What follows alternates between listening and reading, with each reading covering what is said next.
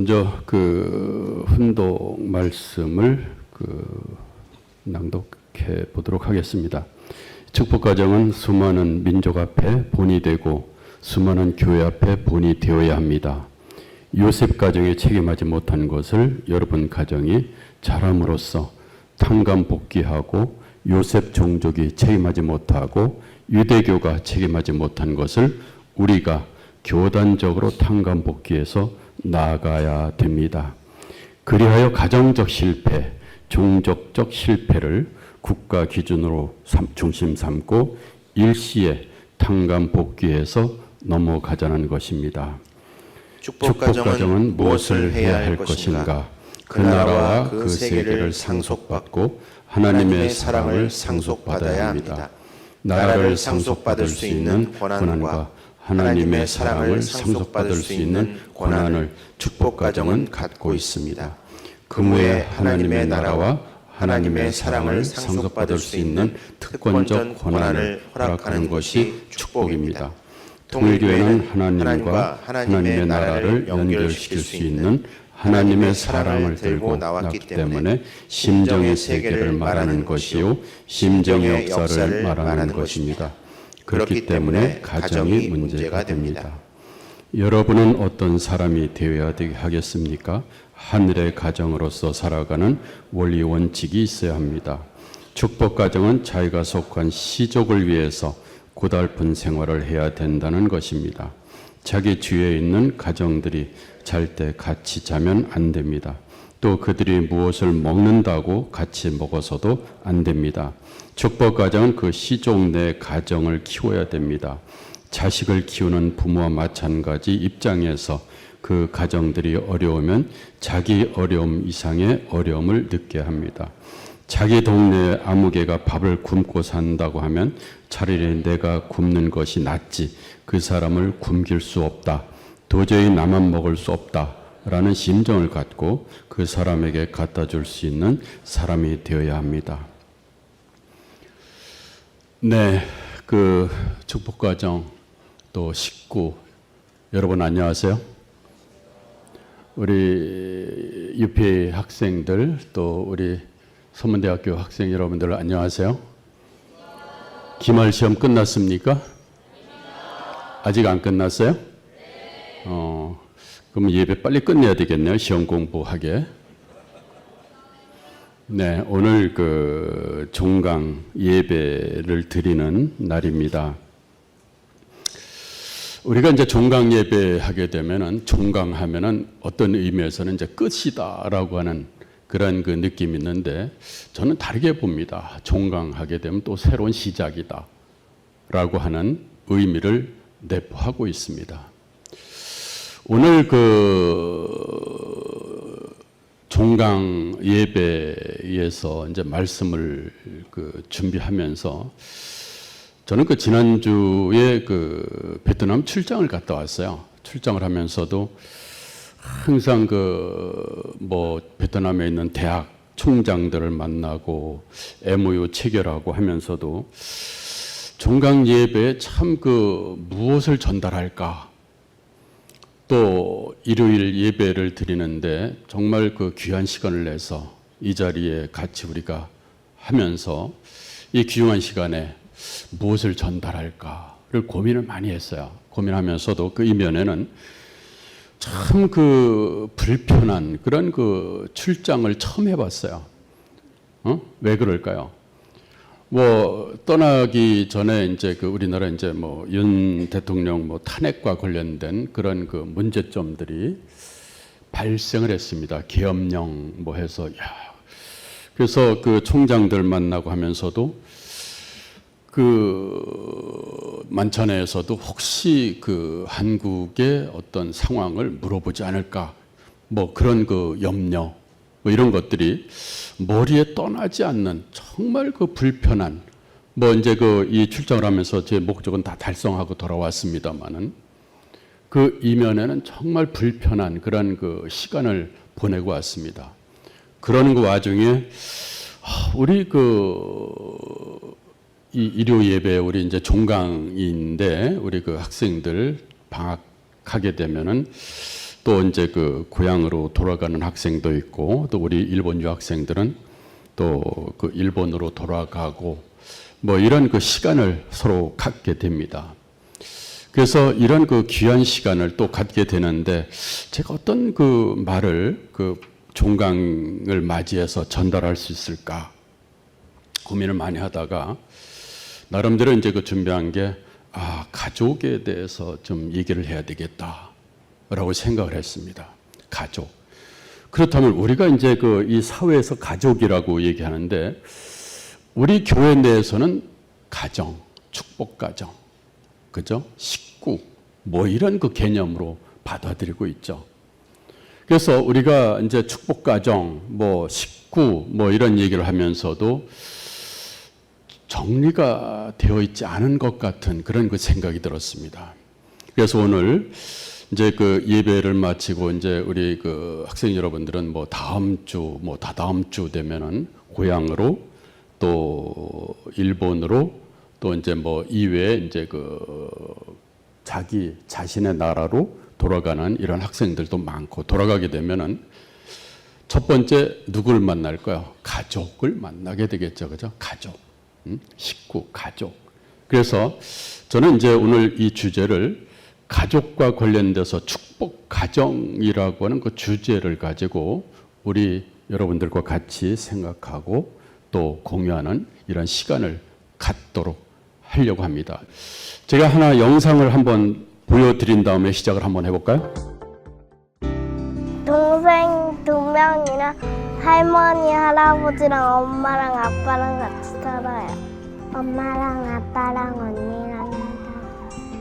엄마랑 아빠랑 동생이랑 나랑. 할머니랑 엄마랑 아빠랑 누나요. 엄마, 언니, 오빠. 엄마랑 아빠랑 형이랑 강아지랑. 엄마랑 아빠랑 저랑 동생이에요. 엄마, 아빠. 엄마, 아빠, 할머니, 오빠 둘이요. 엄마, 아빠, 언니, 그리고 여동생 해서 저까지 5명에서 살고 있습니다. 누나 그리고 저 엄마 아빠 이렇게 있습니다. 남편, 저 아이가 있습니다. 딸 아이가 있습니다. 혼자 있어요, 저. 아빠랑 같이 노는 거. 유튜브. 가만히 있는 거. 엄마. 가족이랑 만나는 거요. 집에 가면은 가족이랑 만나는 게 제일 좋아요. 강아지 볼 수 있어서. 저 당연히 침대죠.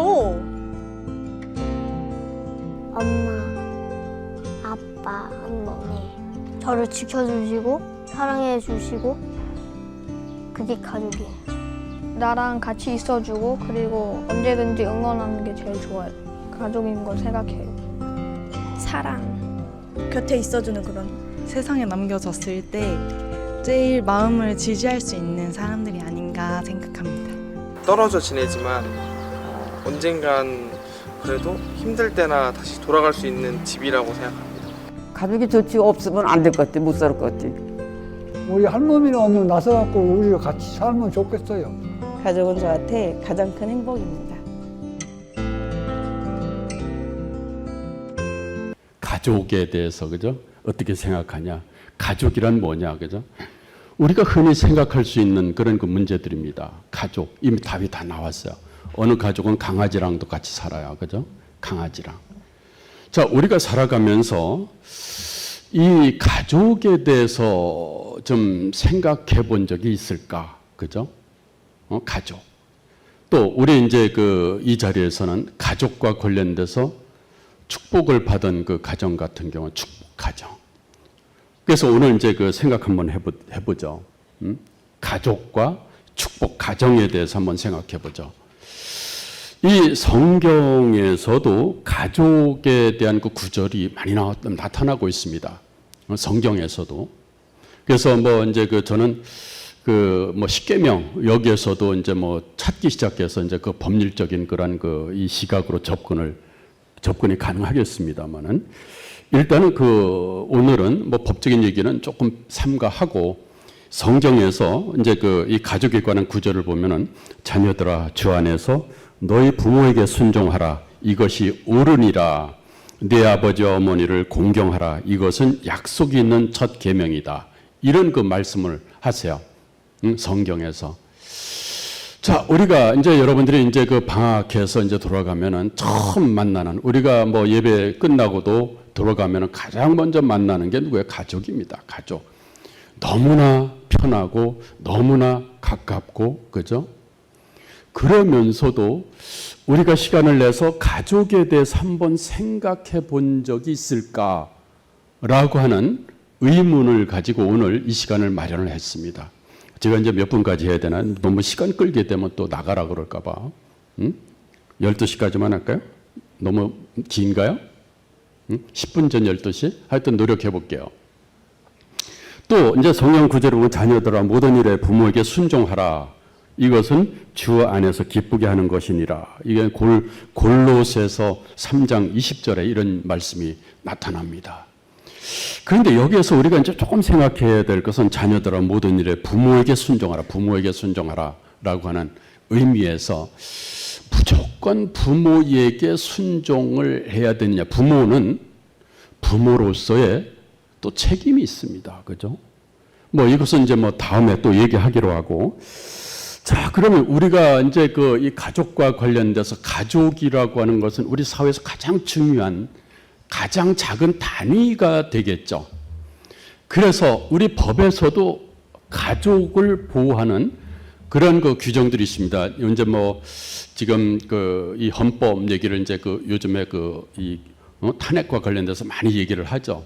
헌법에서도 이 가족에 관한 얘기를 하고 있는데 혼인과 가족 생활은 개인의 존엄과 양성평등을 기초로 성립이 되고 유지되어야 하고 국가는 이것을 보장해야 된다라고 하는 것이 헌법에서의 규정입니다. 헌법하면 이제 가장 최고의 법이에요.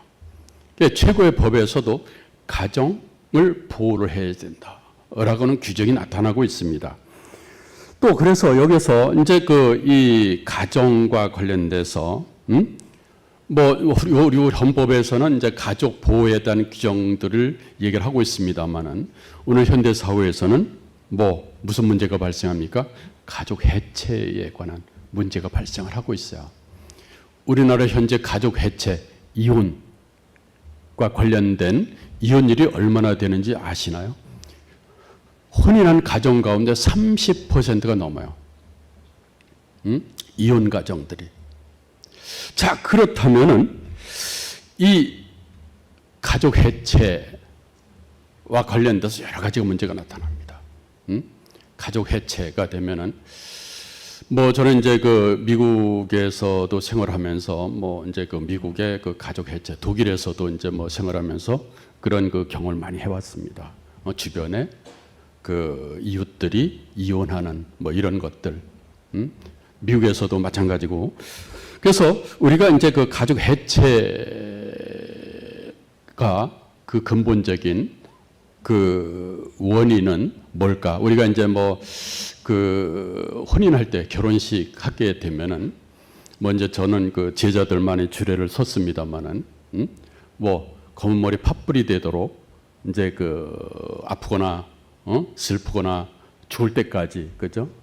정말 그대만을 위해서 살겠다라고 혼인 예식장에서 선서를 합니다. 그래서 이제 혼인을 하게 되면은 우리는 뭐야? 서로 거울과 같이 마주 보면서 부부가 생활해요. 결혼을 하게 되면은 이제 나를 중심으로 해서 나 중심, 개인적 사고방식, 개인주의적 어떤 생활 방식을 버려야 돼요. 결혼하게 되면 혼자 살 때는 자유입니다. 방랑자가 되든 여행을 떠나든 뭐 길거리에서 자든 자유예요, 그죠? 결혼을 하게 되면은 뭡니까? 책임이 따라요. 그래서 저는 여기서 항상 얘기를 합니다. 이제 학생들한테도 얘기를 했는데 사랑은 느끼는 게 아닙니다. 사랑은 뭘까요? 책임이에요, 책임. 사랑은 책임이 있어요. 책임이 따르지 않는 사랑은 가짜 사랑이에요. 그래서 우리가 이제 그 여러분들 그 학교 주변 그 학생들 보면은 막 시시 캠퍼스 컴플이라고 해요. 응? 저는 뭐 많이 봤습니다. 막 이제 그 연구실에 불러다 뭐 야단칩니다. 공부해라. 응? 공부해라. 그죠? 그 할 때가 있어요. 공부할 때가. 이 때를 놓치면은 안 됩니다. 그래서 왜? 이 사랑이라고 하는 거, 그죠? 뭐, 연애할 때는 배우는 게 없어요. 정신병이라고 난 보거든요. 연애. 너무 가혹한가요? 정신질환. 보이는 게 없어요. 부모님이 얘기해도 부모님이 적이 돼버려요. 그죠? 야, 정신 차리고 뭐 공부해라. 부모님이 너 맨날 그 뭐 연애질이나 하고 막 그러면 부모의 그 존경, 공경심보다는 부모를 저거 없애버렸으면 좋겠다, 없었으면 좋겠다 이런 그 개념을 가져. 그래서 결국은 정신질환이 돼버립니다. 그래서 이것이 이제 저는 이 연애 감정에 빠진 사람들을 이 뇌 촬영을 해봐요. 뇌 촬영을 하면은 이제 작은 뇌 밑에 빨갛게 나타납니다. 연애 빠진 사람들을 촬영하면은 그것이 이제 모양이 하트 모양이에요. 빨갛게. 그래서 여러분들 하트 그리잖아요. 몰랐죠, 그죠? 여기 뇌 밑에 연애 사랑에 빠진 사람들을 촬영해서 보면 그 빨간 게 나타나요. 그래서 이제 하트를 그리는 겁니다. 그것이 3년 갑니다. 3년. 3년 지나면은 다시 이성으로 돌아와요. 정신질환에서 돌아옵니다. 그래서 연애하는 사람들 3년 지나봐요. 김새. 헤어져요. 그래서 이것은 뭘까? 우리가 동물적인 어쩐 그 본능입니다. 종족 번식이라고 하는 본능 때문에 나타나. 이게 우리 모든 그 사람들이 어떤 사랑의 감정이 나타나지 않으면 그것도 문제예요. 질병입니다. 이것도. 그런데 이 사랑의 그 감정이 나타난 것을 제어하는 게 뭡니까? 지혜, 지능입니다. 교육을 통해서. 그죠? 이것을 제어하는, 이성을 가지고 제어를 해야 되는 겁니다. 그래서 이 사랑의 감정을 본능적으로 나타내면 동물과 별 다른 것이 없어요. 그래서 이제 그 교육이라고 하는 것이 필요한 겁니다. 교육이라고 하는 거. 자, 그래서 우리가 이제 마주 보고 살아야 되는 이제 부부가 이제 자기 중심적인 생활을 할 때 이제 갈등이 생겨나고 그 갈등은 커지면서 가족 해체로 이제 나타나죠.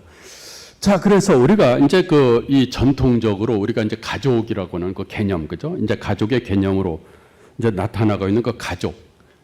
전통적인 그 가족의 개념을 가지고 이 가족의 문제를 해결할 수가 없습니다.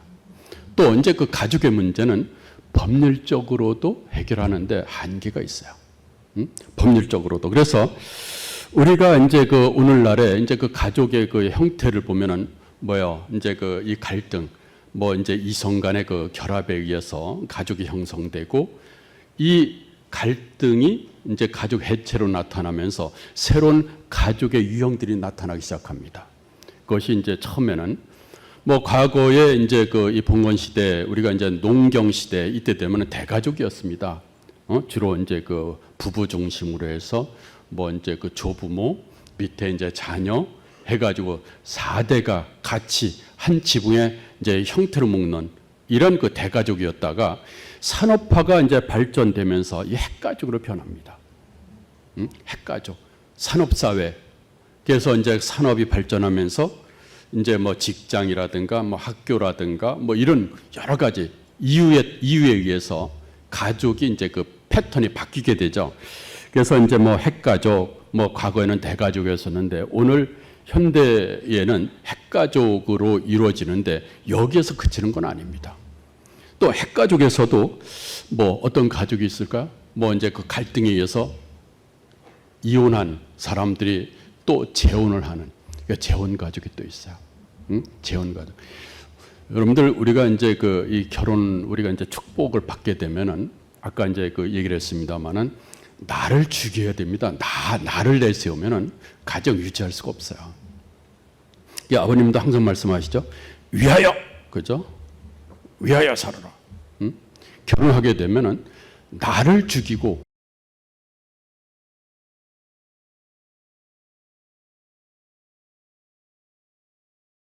상대방을 위해서 살아야만 돼요. 응? 그래서 뭐 이제 아버님 말씀을 이제 하나하나 이제 뜯어 보면은 저는 이제 안타까운 게 아버님 말씀이 굉장히 많습니다. 근데 그것을 참 우리 하나하나 읽으면서 논리적으로 이렇게 성경과 그죠? 현대 사회에 이렇게 맞게끔 이렇게 나와야 되는데 그걸 못 하고 있는 게 이제 나는 굉장히 안타깝게 생각을 합니다. 자, 그래서 우리가 이제 이제 한부모 가족도 있습니다. 한부모 가족, 한부모. 그래서 이제 이혼을 해서 부모의 자녀 이렇게 사는 한부모 가족도 있고요. 또 이제 더 나가서 뭐 무자녀 가족도 있습니다. 오늘날 이제 문제가 되는 자녀 없는 결혼을 했는데 자녀가 없는 뭐 이 얘기를 하게 되면 무한정 끌고 나갈 수가 있는데 시간은 자꾸 가고 참 안타깝네요, 그죠? 점심 굶고 내 얘기 계속 들을까요? 안 돼요? 자, 이제 이 무자녀 가족도 있고 또 이제 동거 가족도 있습니다. 결혼 하지 않고 동거하는 그런 가족도 있습니다. 또 뭐가 있습니까? 동성혼, 그죠? 동성혼. 이 동성혼, 남남, 여녀. 저 이제 동성혼과 관련돼서 저 연구를 많이 했어요. 이제 과거 이 법학 세미나에서 동성혼에 관한 어떤 발표를 했는데 밖에서 동성혼, 동성연대 모임이 막 시위를 하고 막 난리가 났어요. 근데 이제 법률적으로는 동성혼을 인정을 못 합니다. 이제 부부와 이제 자아 관계는 뭐요? 이성 간의 결합이에요. 이성 간의 결합에 따른 이제 접촉에 따른 자녀.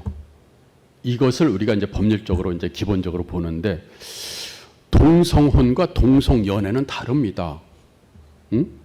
동성혼은 제가 이제 남자 제자를 아끼고 사랑하는 게 동성혼이에요. 그죠? 동성연애가 아닙니다.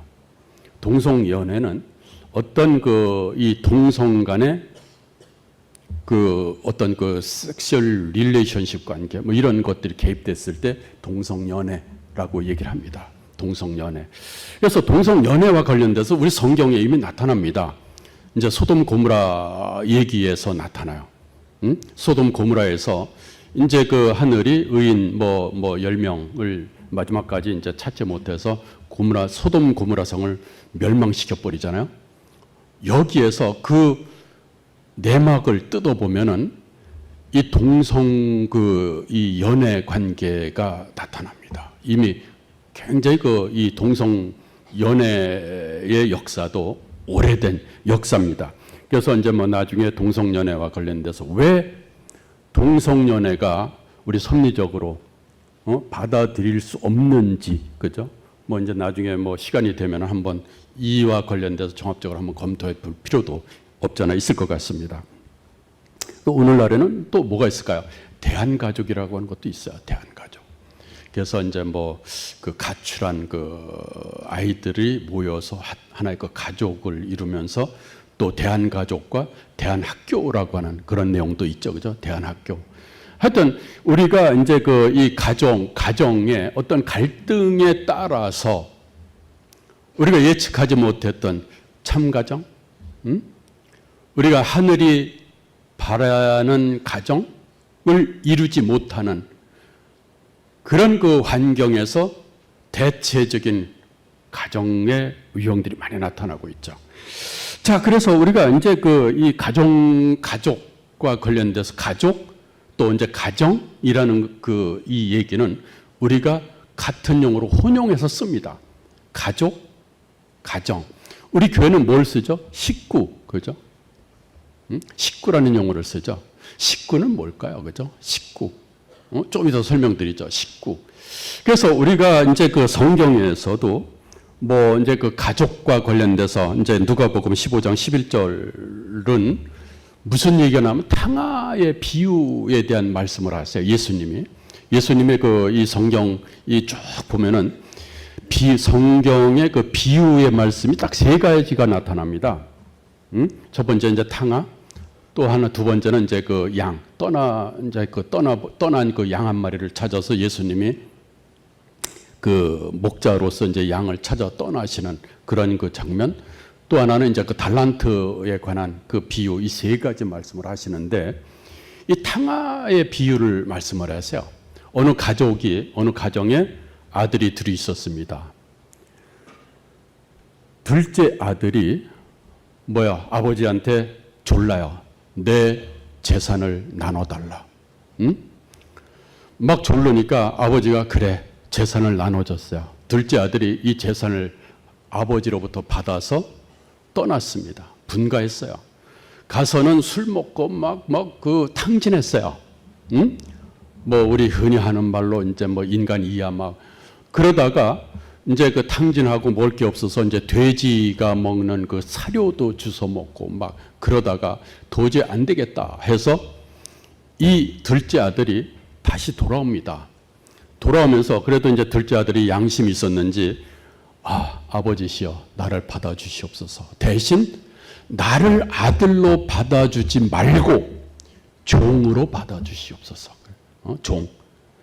그래서 이 집에서 그죠? 나는 종의 신분으로서 생활하겠다. 그랬더니 아버지는 돌아오는 탕자를 부둥켜 안고 목에 키스를 하면서 종들에게 이 내 아들 가장 깨끗한 옷을 입히고 반지를 끼우고 그저 신발을 신겨라. 그리고 살찐 송아지를 잡아서 잔치를 베풉니다. 여기서 우리가 뭡니까? 이 아들, 탕자 아들은 정말 다시 돌아와서 나는 대우를 받을 수 있는 자격이 없는 자인데 부모는 그게 아니었습니다. 그죠? 이 새 옷을 입히고, 그죠? 반지를 끼워준다라고 하는 것은 이 종의 신분이 아닌 귀족의 신분으로서 다시 회생시키는 겁니다. 옛날에는 없는 자들은 신발을 신질 않았어요. 깨끗한 신발을 시켜서 자기 아들의 위치로 다시 세워줍니다. 그런데 첫째 아들이 그 소식을 듣고 아버지가 너무 기뻐서 살찐 송아지를 잡아서 잔치를 하는 그 잔치에 참여를 하지 않습니다. 이게 뭘까요? 갈등이죠. 그죠? 왜? 가족으로서 부모의 심정을 몰랐던 겁니다. 부모는 뭐죠? 다 주는, 베푸는, 희생하는 부모들이죠. 우리 그 부모들이 우리 여러분들에게 뭐 요구하는 것이 있던가요? 부모는 희생을 하는 거죠. 부모 희생을 통해서 자녀들이 제대로 쓰게 됩니다. 부모들은 여러분들이 이제 성장을 하고, 그죠? 또 이제 그 가정을 뭐 꾸리게 되면 우리 이제 아버님께서 항상 참 가정이라고 하는 것을 많이 강조하시죠. 참 가정의 의미를 찾아야 돼요. 참 가정은 어떤 가정, 그죠? 나를 희생해야 되는 겁니다.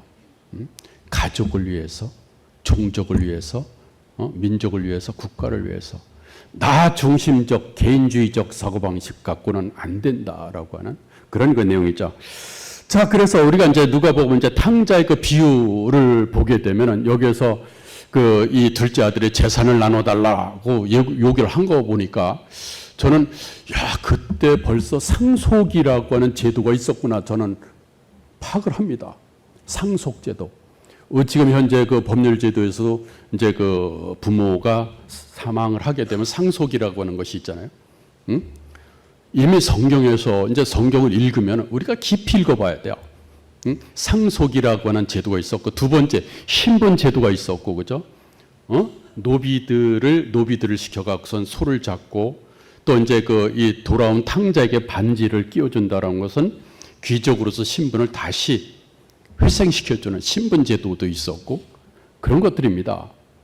그래서 여기서 이제 뭐 생각을 하고, 자, 그럼 우리가 이 가족의 그 개념과 관련돼서 이 가족이다, 어떻게 우리가 가족이다라고 단적으로 얘기하기는 굉장히 어렵습니다. 아까도 이 영상에서 봤습니다만은 꼬마들이 강아지랑 같이 사는 거 가족, 뭐 이런 것도 얘기하죠. 맞는 말이에요.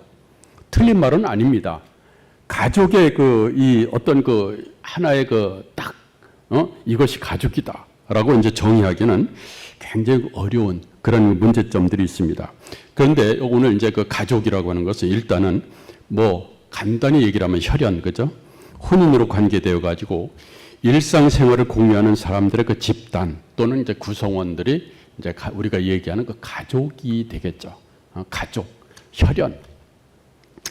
근데 이외 현대 사회에서는 이제 가족 구성원을 가질 수 있도록 하는 법률들이 또 이제 제정되고 있습니다. 혈연, 또 이제 혼인 이외의 가족 관계, 가족을 형성할 수 있는 이런 내용들이 있어요. 그래서 뭐 이제 이 법률들을 쭉 보게 되면은 이제 뭐 가족은 혈연, 혼인, 혈연, 입양으로 이루어진 사회 기본 단위라고 하는 이런 얘기도 있는데, 그렇다면은 오늘의 핵심은 축복 가정입니다. 가족의 유형을 쭉 설명을 했죠. 그 가족의 유형 가운데 또 하나의 개념이 나타났습니다. 뭘까? 축복 가정입니다. 축복 가정. 그래서 저는 축복 가정도 우리 가족의 유형으로 포함시키는 겁니다. 축복 가정. 그래서 축복 가정은 뭘까? 우리 이제 교회에서 축복식은 뭘까? 그죠? 축복식. 축복 가정이 되기 위해서는 또 축복을 받아야 되죠. 그죠? 축복식은 뭘까? 아버님이 이제 말씀하시는데, 이 축복식에 대해서 말씀하신 게 있어요. 뭐라고 말씀하시냐면은, 금후에 하나님의 나라와 하나님의 사랑을 상속받을 수 있는 특권적 권한을 허락하는 것을 축복식이라고 하셨습니다. 그래서 축복식은 어떤 우리가 일반적으로 받아들이는 예식이 아닙니다. 하나님으로부터의 그 특권을 받는 예식이에요. 예식, 그죠? 축복식입니다. 그래서 하나님으로부터 받은 특권을 가지고 우리는 가족을 이루는 것들이죠. 그러니까 우리가 이제 일반적으로 얘기하는 가족의 이혼과는 엄청나게 다른 개념들이죠. 그죠? 무서운 개념입니다. 여러분들이 축복받았다라고 해서 그것으로 기뻐하고 좋아하면 안 돼요. 축복을 받으면은 아까도 얘기했습니다만은 뭐가 따릅니까? 책임이 따라요. 책임. 그래서 우리 이제 원리에서도 이게 책임 분담, 책임 분담이에요. 그래서 우리가 원리와 그죠? 법률과 우리 생활을 따로따로 분리해서 생각하면 안 됩니다. 저는 항상 그렇게 봐. 이제 신학도 공부를 했습니다만, 신학 공부하면서, 저는 이제 십계명서부터 법률 문제를 찾아 나갑니다. 십계명서부터. 10가지 계명이죠. 사람을 살해하지 마라. 이제 살인죄가 나오잖아요. 그죠? 그래서 우리가 이제 축복이다라고 하는 것을 이제 단순하게, 특권, 물론 특권입니다만, 특권에도 책임이 따릅니다. 그냥 하늘은 사랑하면 할수록, 그죠? 축복을 주면서, 하나님이 바라시는 이상, 가족, 사회, 국가, 세계를 바라시는 거죠. 자, 그래서 우리가 이제 우리 교회에서 축복식이다라고 하는 것은 하나님의 나라와 하나님의 사랑을 상속받을 수 있는 특권을 받는 예식을 축복식이에요. 그러니까 이 예식을 통해서 축복 가정을 이루는 겁니다. 축복 가정. 그래서 이제 우리가 이제 그 이 뭐 가정연합 뭐 다른 말로 우리는 이제 뭐 통일교회 뭐 이런 그 얘기를 하는데 이 우리는 뭐 이제 그 교회에서는 뭐라고 합니까? 가정. 우리 이제 그 만나면서 식구라고 호칭을 하죠. 식구. 그죠? 식구. 우리 식구야? 물어보죠. 그죠? 식구. 식구와 가족은 가장 가까운 관계를 지칭하는 말입니다. 식구. 뭐 한자로 풀면은 같이 밥 먹는 동료 관계 식구예요. 먹을 식자다가 입구자입니다. 그죠? 식구. 그래서 이제 그 이 식구라고 하는 개념은 이제까지 설명했던 뭐 혼인 관계를 떠납니다. 떠나서 이제 그 친족 개념을 배제한 그런 그 상태에서 한 집, 또 한 직장, 여기에서 함께 뭐 이제 밥을 같이 먹고 또 일을 같이 하는 그런 그 사람들을 우리가 식구라고 얘기할 수가 있어요. 식구. 그죠? 그래서 우리가 이제 뭐 혈연으로 나눈 형제 자매는 아니지만은 하늘을 중심으로 해서 봤을 때 하나님의 그 이 자녀로서의 새로운 관계를 식구라고 하는 공동체로서 형성을 하고 있는 것들이죠. 그래서 이제 식구는 뭡니까? 한솥밥을 먹는 그런 그 식사, 공동체라고 하는데 우리 그 교회에서는 밥 먹는 것으로 끝나질 않습니다. 그죠? 밥 먹는 것으로 끝나는 돼지우리도 아니죠. 그래서 돼지들 같이 먹으면 그 식구예요. 그죠? 우리는 특정한 어떤 사랑의 공동체입니다. 사랑을 받기만 하면 안 돼요. 이것도 나눠줘야 돼요. 그죠? 전도입니다. 나눠줘야 되죠. 뭐 데리고 와서 여기서 뭐 원래 말씀 들으라 이게 전도가 아닙니다. 여러분들이 받은 사랑 나눠줘야 돼요. 나눠주지 못하면 안 돼요. 나눠주세요. 내 자신이 바닥 날 때까지 나눠주세요. 그러면 하늘은 또 채워줍니다. 자, 그래서 우리가 이제 현대 사회의 가족의 그 범위를, 그죠? 이제 그 가족의 범위를 이제 법률로서 규정을 하고 있는데, 자, 그래서 우리가 뭐 그 법적인 얘기를 하면 참 재미없어요. 그래서 뭐 우리 이제 신앙적인 성경 아버님의 말씀을 중심으로 해서 이제 그 얘기를 많이 해야 되는데, 법적인 그 개념은 굉장히 그 협소한 그런 그 개념들이죠. 그래서 이제 그 가족이라고 하는 것은 우리 그 축복 가정은 뭡니까? 축복식으로부터 시작을 합니다. 축복. 그러니까 이제 축복식에 대한 개념은 앞에서 말씀을 드렸죠. 그래서 또 이제 그 축복식을 통해서 가정을 이루고 여러분들 그 이 축복을 받고 가정을 이루게 되면은 앞에서 미리 말씀드렸습니다만은 헤어지면 안 됩니다. 헤어지면은 자기 자신도 어렵지만은 하늘이 아파요. 하늘이. 그래서 양보하세요.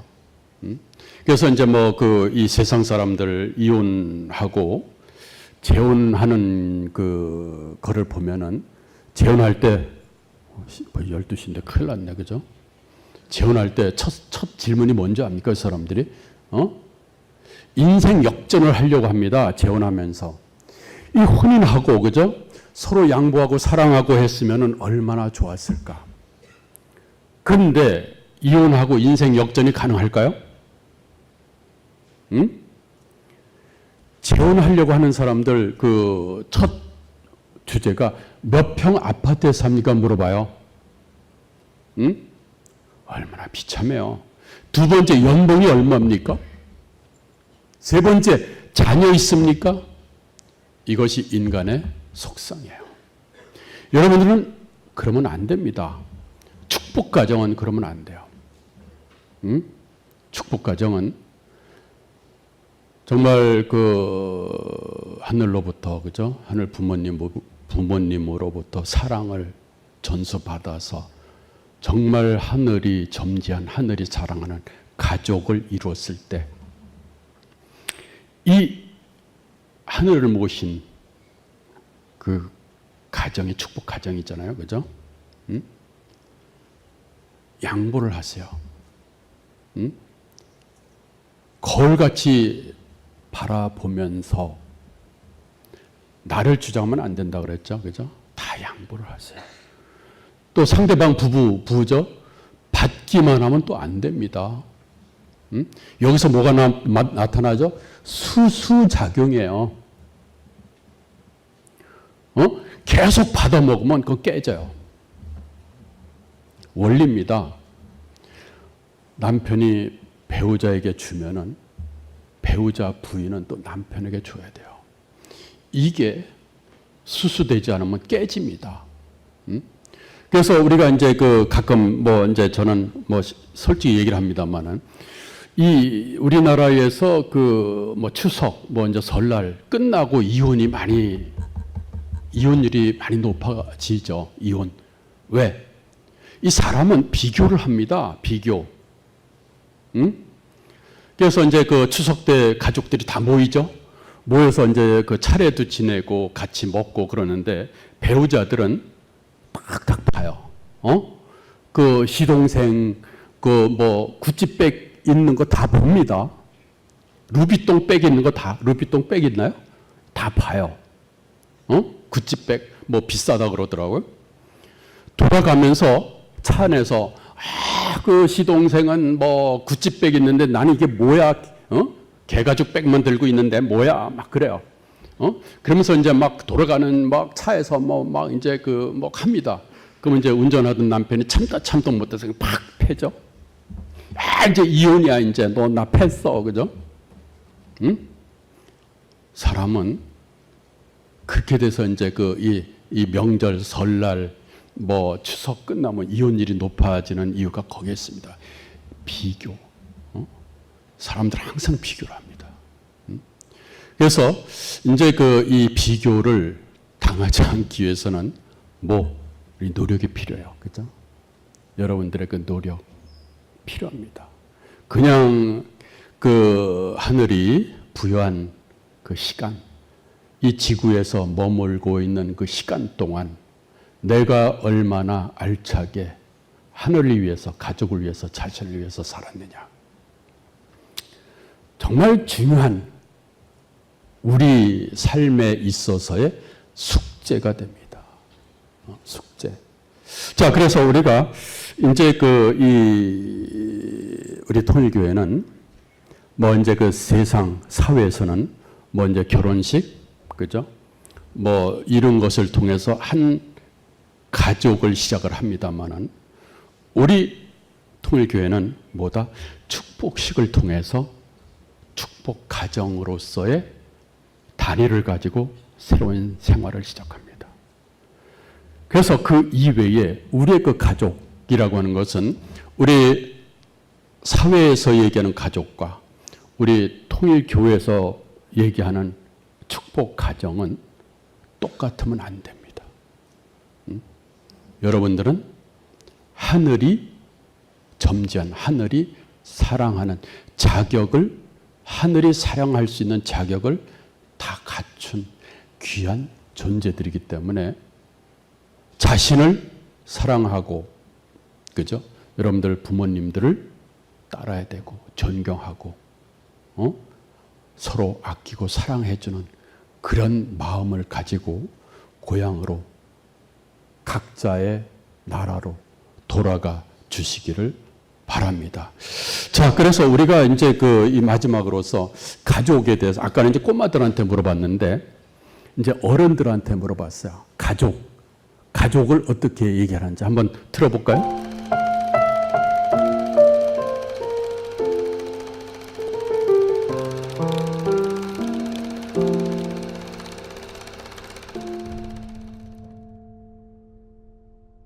저한테 가족이라는 거는요, 같이 나누는 사람, 그것이 즐거움이든 때로는 아주 어려운 순간이든 즉시 나눌 수 있는 사람이 가족인 것 같아요. 그것이 무엇이든지. 그것이 무엇이든지. 즐거움이든지 고통이든지 뭐 기쁨이든지 모든 형태의 것을 나눌 수 있는. 행복 그 자체예요, 저한테. 행복 그 자체고. 근데 이게 저 혼자만이 갖는 게 아니라 이 가족 구성원과 저희가 뭐 구성원이 둘밖에 안 되지만 그게 서로 공유가 되고 공감이 돼야 되고 그러니까 구성원이 다 있고 없고 숫자가 몇 명이 중요한 게 아니라 너와 내가 화목하고 너와 내가 함께 있어서 즐겁고 내가 너를 위하고 네가 나를 위하고 이게 진짜 그 완벽한 가정인 거고 숫자는 중요하지 않아요. 구성원도 중요하지 않고 제가 지금 이 시간 이 자리에 있을 수 있는 수단 그리고 버팀목이 될 수 있는 나무 더울 때 그늘이 되어주는 그냥 은갈 같은 존재 정말 제가 힘들 때 의지할 수 있는 특히 제 딸의 애교로 제가 우울한 것도 이겨낼 수 있고 남편의 버팀목으로 정말 제가 힘들 때 의지할 수 있는 그런 존재. 가족이 저는 제일 소중하게 생각하고 저한테는 이때까지 제일 큰 도움이 되고 제 삶에 정말 큰 부분 차지했고 물론 가정은 어떤 사람에게도 큰 존재지만 그래도 저한테는 참 외국에 와서 굉장히 기쁘게 생각하고 내가 진짜 행복한 남자다. 나에게 가족이란 늘 함께하고 싶은 존재. 저에게 가족이란 제가 해주고 싶은 모든 것입니다. 저에게 가족이란 모든 것?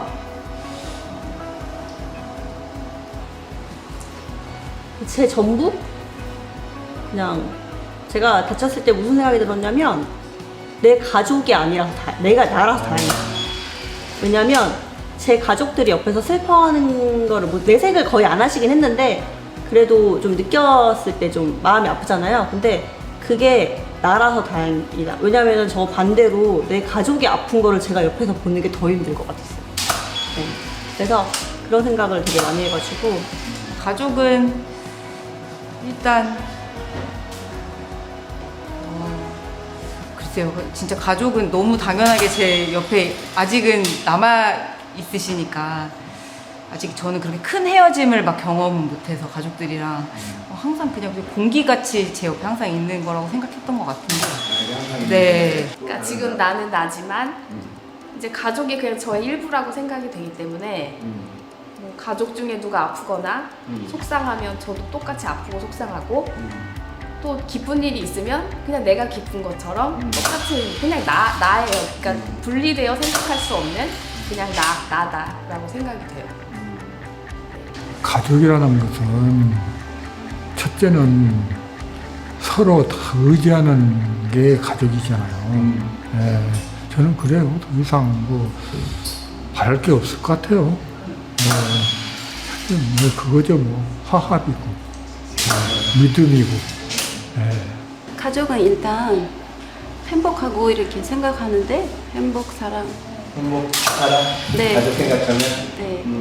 그거를 확 느끼는 거는 별로 잘 없었는데 아이로 인해서 이런 게 사랑이고 행복이고 힘든 것도 이런 거고 모든 감정의 모든 거를 아이 때문에 좀 더 확 알았던 것 같아요. 나에게 가족이란 같이 행복해지기 위해서 서로 도와주면서 같이 성장하는 존재? 네. 내가 내 인생에서 지낼 수 있는 가장 행복한 편안함? 밥을 같이 먹는다는 게 또 한국인한테는 굉장히 특별한 의미고 아침마다 아침에 밥 같이 먹고 저녁에 또 밥을 같이 먹는 게 저한테 가족이고 편하게 있는 것이 든든하고 편안하고 뭔가 같이 있으면 이제 즐거워. 없어서는 안 될 그런 존재, 저에게 전부죠. 의지하고 편하게 얘기할 수 있는 그런 편안한 안식처. 같이 생활하면서 어려운 일이 있을 때나 이렇게 웃어주고 같이 좀 많이 이해해주는 그런 가족이란 이제 안정감과 행복감을 주는 가족은 뭐 힘들 때 기댈 수 있는 거 힘들 때 얘기할 수 있고 안식처 네 그런 거죠. 네, 이게 가족입니다. 우리 여러분들, 우리 축복가정 식구 여러분들, 하늘 부모님의 사랑 속에 정말 행복한 가정을 꾸리고 또 하늘이 뜻하는 그런 삶을 살아가시기를 진심으로 기원드립니다. 고맙습니다.